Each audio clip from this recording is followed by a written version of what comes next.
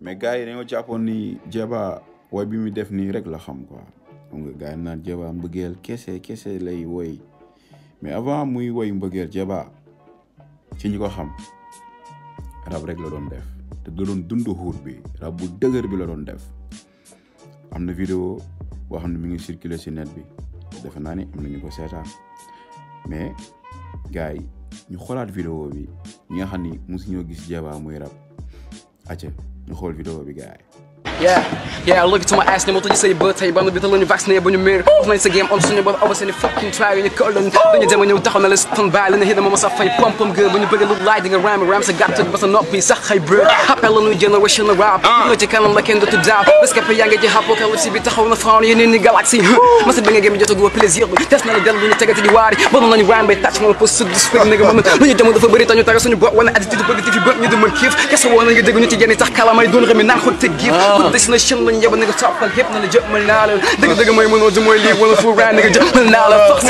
forcé nga def amatul coow nigga forcé nga def suñu géem la ñu mbubboo ci xel laa yëg bu mat mooy da di la def la bi ñu rëkk sa dream para te twagi la cos sama team am ci abana ñu ngi ni def ñu ko de Jeeba mu ngi noonu boo xoolee sax ñu ngi bind chambre 9 squad chambre 9 ñu ngi nekk Thiès seen studio bi mu tudd chambre 9 records si vidéo bi sax boo xoolee à côté yaa ngi gis Big Dax mi ngi dëkk Thiès moom ak Jeeba buñ bokkuloon squad su mu juumul peut-être mënoon bokkoon nañ groupe ñàkkul ñoo xam ni seetaan nañ vidéo bi sax ñoo ma gën a maîtriser Jeeba ci groupe bu mu nekkoon mais en tout cas avant que muy way am na fu mu jaar xam nga dund na xuut bi waaw rab na que par rapport ak léegi nii li nga xamante ni moom lay def xëy na moom la gën a fiil ndax nit ku nekk moom fi nga gën a yëge sa bopp rek si loolu ngay focus mais en tout cas jàpp kese la woona ci li ma gis nii ñu jàll si One Lyrical moom ak soxnaam ak Bass Thioung def nañ vidéo bu top bu nice One ñëw na rap soxna si way na Bass ñëw na def si ay taasoom mu nekk lu nice man moom je kiffe franchement parce que am na loo xamante ni nit ki mënu ko kii quoi donc ñëw lii nangam neexul wala lii leneen la comme ni ko gars yi di defee quoi mais man bon fil naa ko quoi donc dem leen ngeen seetaan vidéo bi disponible na depuis samedi comme d'hab rek ndax One moom yaa ma gën a xam gëree la si bagage yi mais nag One da nga war di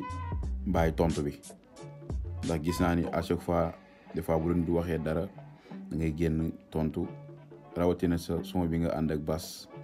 ak sa soxna gars yi di la tooñ ñoo xam ne dañuy tooñ ñoo xam tamit dañoo nekk seen dëgg ndax fii moom ku ne am nga droit critiquer waaw diglu naa sa benn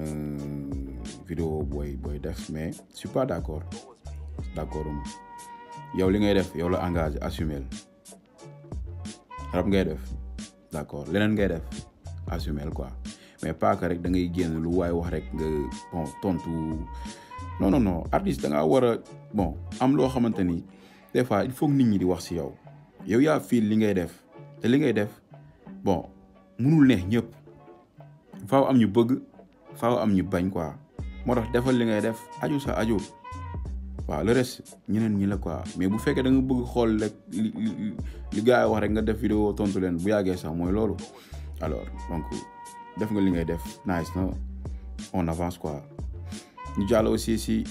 Akhlou Brick Paradise ñoom it comme d'hab waaw buñ la laalalee mbëggeel la nga kontaan Néné Galé muy vidéo bu dóob boo xam ne moom tamit bu mu génnee ak léegi bon ça fait 2 semaines